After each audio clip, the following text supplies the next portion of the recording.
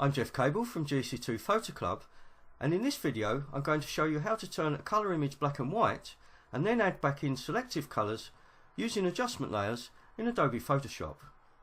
First, open a suitable image in Photoshop, as I've done here.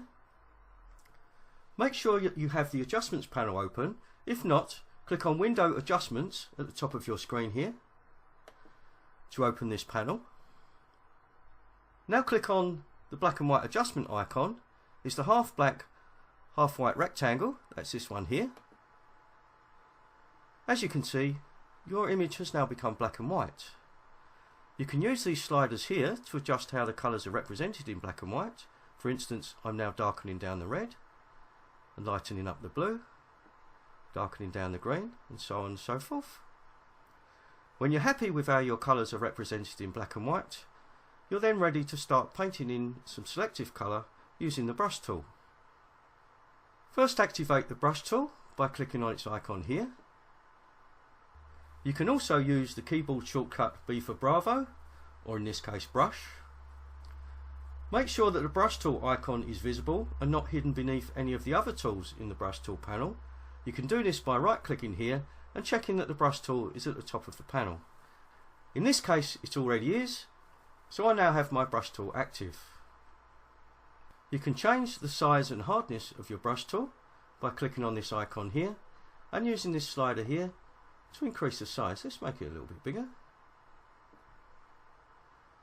Okay. Now make sure that the foreground colour here is black, as you'll be painting over the built-in layer mask that comes with an adjustment layer to reveal what is beneath it. If the foreground colour is white, you can use this little double-headed arrow here to change it from white to black, or you can use the keyboard shortcut X for X-ray by pressing the keyboard key like this to turn your foreground colour from white to black.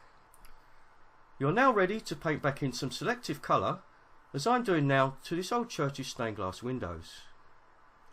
Let's just carry on filling all those in. If you want to cover any mistakes where you've gone over the edges, just change the foreground colour back to white by pressing the X for X-ray key, or by clicking on the rounded double arrow icon here again. You can now paint white back over your mask, which turns your image back to black and white in those areas. Let's make the brush a little bit smaller and finish off.